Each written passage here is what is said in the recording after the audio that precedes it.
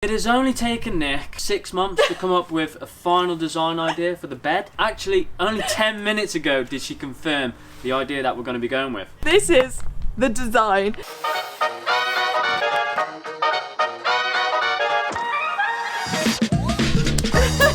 Hi guys, we are Nick and Sam, and this right here is Lord Onyx. We have been living and travelling in self-built campervans since 2018, and between us we have converted 4 vans. For the past few series we have been vlogging our van life adventures, which has taken us through Spain, Portugal, Scotland, Norway and Germany. But if you know anything about van life, a build is always calling. So this time around, Tara will be resting her wheels whilst we take on the challenge of building van number 5. It has only taken Nick probably 6 months to come up with a final design idea for the bed. Yeah, so that means this video is going to be all about the sofa bed. Yes, and actually only 10 minutes ago did she confirm the idea that we're going to be going with. I did. I was hounding Sam for weeks, like, should I do this? Should I do that? Should I do this? He's like, I don't even know where you're at anymore. So I roped in your dad, didn't I? I was like, these are all of the ideas I have, and literally 10 minutes ago he was like, I think that's the only one you can go with. So I was like, got it. Steve's confirmed it, so we've got to do it. Yeah, so this is the design. I find this quite funny because, yeah, we've built 5 camper vans, but we never draw CAD designs. It's always nice and scruffy. It's always been like this. There's no point making it complicated. So I'm going to just do it in short rather than go fully into detail, but L-shaped corner sofa, this little area of trunks. This one will be a pull-out, and it will also have a drawer. I think it will be best to show it you, like, as we build it and once it's done, because, like I said, we don't have CAD drawings to, like, walk you around the whole details, right? Nope. So, I guess that's us ready to start. I think so. Yeah. So the first thing we want to do is measure up. So I don't know if you guys can remember, but when we went over our layout, we said we were going to have the sofa bed at 2 meters so that we're not, like, heightist. So the issue is that we have is this wall pops out a little bit more than here. So I actually am going to stop the bed there. So this is a clear bedroom and that is a clear kitchen. So what I've done is I've put the measuring tape up against the metal angle over there, and I've measured it over here, got my little square to see where it's straight, and it's 194, so 6'4". What I'm going to say though is when you build the framework, we want to build it so we can screw it into the floor, but that doesn't mean when the door is shut, bear with me, when this door is shut, there is still a gap down there. So actually if I push the measuring tape all the way down, it's now 197, 6'5". So what I'm saying is the framework will be built smaller, but it doesn't mean that the foam or the lids on the top can't extend past the framework. So if you are over basically 6'5", if when you're lying down and your feet are really long and it goes past, you're not going to be comfy sleeping in this bed on this side. However, through the middle, it will just, there'll be no like barrier at the end. So if you do need your feet to hang out over the bed, then the middle of the bed will be perfect for you. And I think that's a reasonable size, as you know, beds in like IKEA are 190 or 2 meters. So this is perfectly in the middle. So next up is the width measurement. So we've got 118 because we want the shower and the storage unit to be about 55 centimeters deep. So, you know, when you're showering, you can actually move your arms around. So 118 centimeters is 2 centimeters off a small double, but I think that's going to be fine.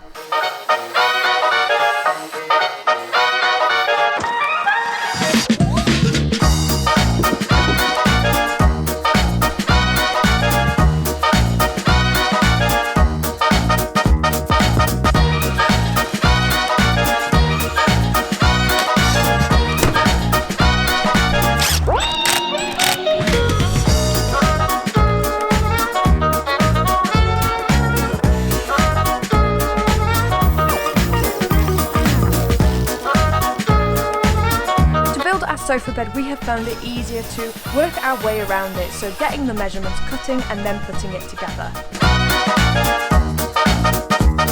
To put it all together, we are using 50mm multi-purpose screws as well as metal angles to add extra strength.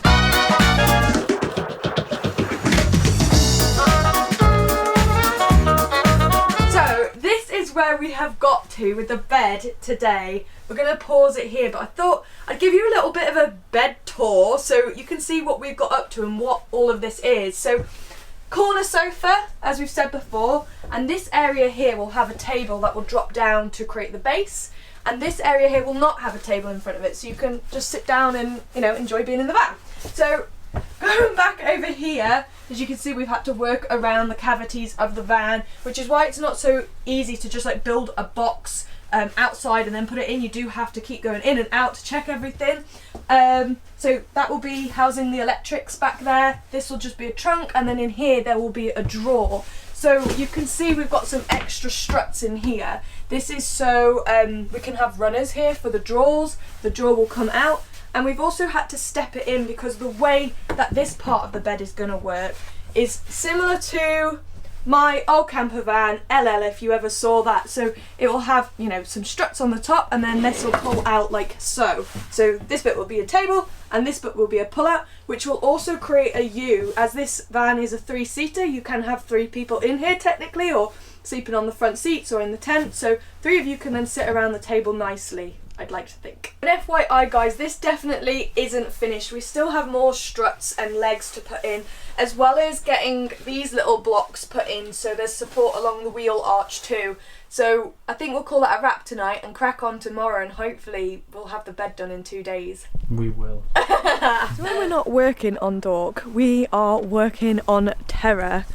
Sam has been giving it a bit of a glow up, haven't you? Yeah, we're just doing some touch-up painting on it because it's getting a little bit scrubby after 2 years. Yeah. Onyx is obviously here. And yeah, really we haven't shared Onyx with you. We haven't told you. Onyx is back with us. So welcome back, monkey he's going to be managing the van build and everything, aren't you? As always, you've got your little woodlouse outfit on, and guess what, guys? Paint expert. It's snowing. It's snowing. What the hell? In March. You know what? My very first van build, it snowed through March. So I think this is a thing now. This is a thing. Onyx, smile. Come on, give us your biggest smile ever. Ever. Smelly boy. That's perfect. Perfect.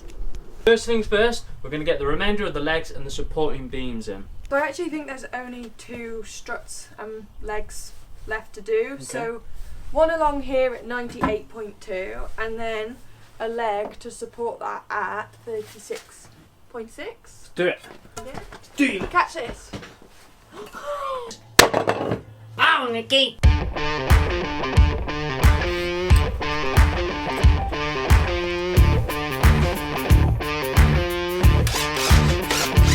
One thing we've got left to do in the van before we put the bed in. We're going to seal all around the outsides just in case there is a water spill.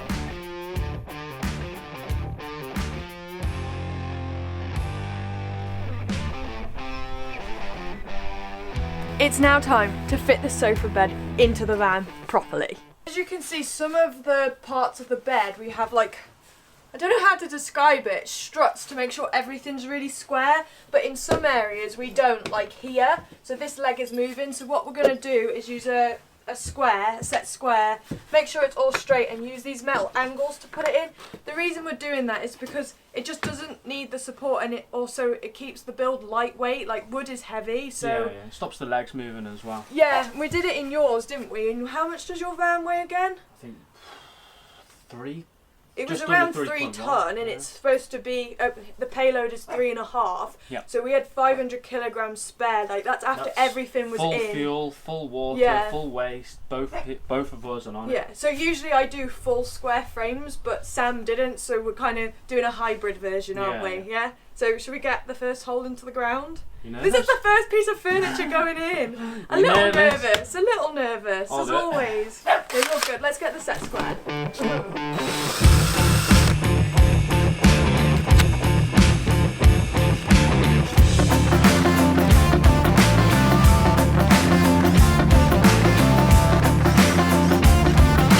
Should we give it a shake? Give it a shake. Yay! Yay! Stress testing for when people rent it, and Oh my God, knows yeah. what they get up to.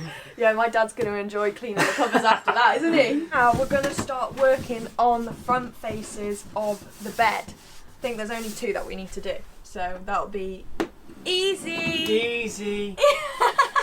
Your little head pop out then. For the front faces of our sofa bed, we are going for 5mm ply, which are offcuts from our walls.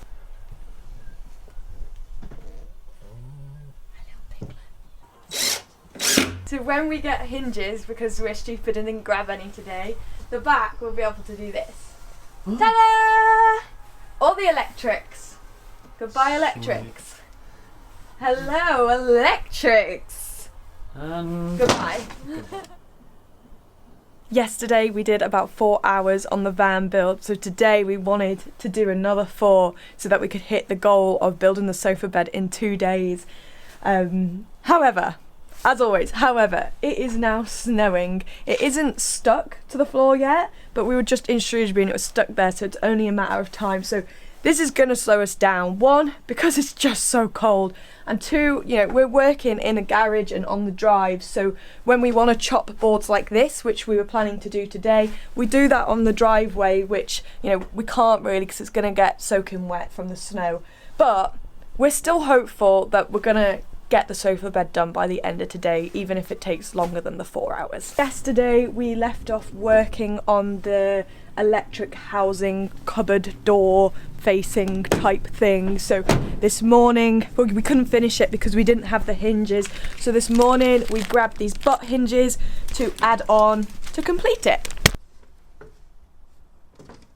So for this cupboard we used butt hinges, and the screws are a little bit too long, so when we screwed them through we snipped the end off and then filed it down so it was nice and flush. And then for the catch we've used rollerball catchers.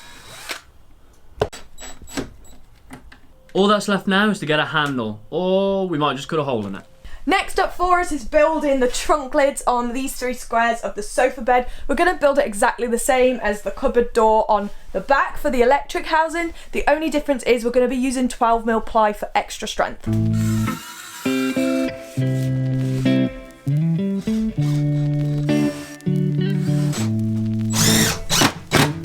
Our toilet.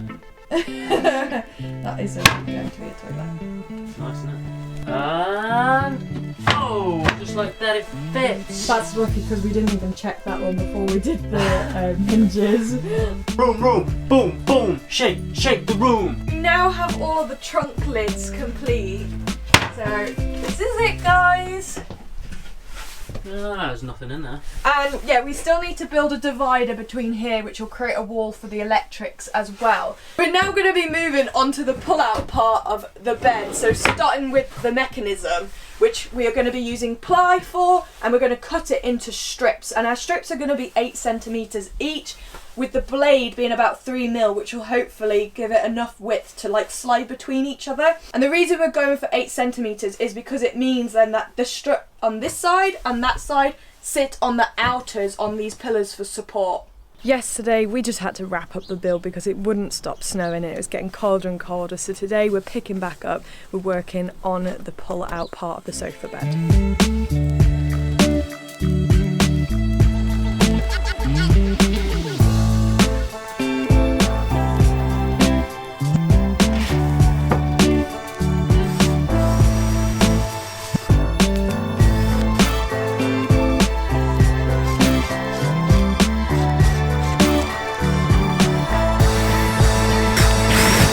Are we ready for the reveal? Yeah. Okay, I'm gonna stand up for this one, okay?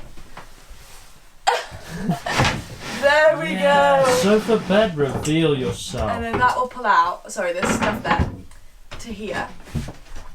Boom! And there's just one more thing we need to do to this, and it's to run a beam underneath on these struts only, so that it doesn't like do this, it will stay and glide, and then we might do some more sanding just to give it a little bit more gap so it glides a bit better. Wicked. We're going to be prepping the holes for the slats outside the van because the strut needs to be fixed to the slats underneath, so we have to do that whilst in situation inside the van. So we're ready to fit this little beam underneath these struts. But what we're also going to do is add these 4mm spacers in between the beam and the strut so that the wood isn't too clamped together and that there's leeway for movement, so hopefully it'll help it slide much better. And this is what it looks like fitting it in situ. Push. Yeah. Now. What? I'm being summoned. Oh my god. That is probably about the the worst tightest position space I've ever you've been ever to been do a in. screw. That's the worst position I've ever screwed in. So we've now got the beam running underneath every other strut. So now this opens quite nicely. I need to be in the middle to pull it. And then it also pushes quite nicely, but as you can see, these are sagging downwards, so it's hitting the framework at the back.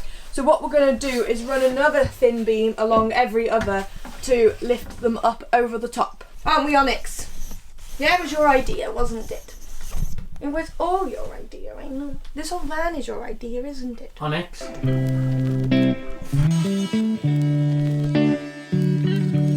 We ended up getting the multi-tool out to cut a bevel into the framework, which would then help the struts slide up onto the framework much easier.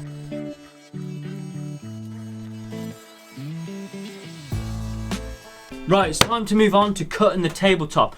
Guys, hang on tight if you want to check out the pull-out section of the bed. The tabletop is going to be 72 by 57 centimetres, as this is the gap between the sofa bed and the storage unit that will be built soon.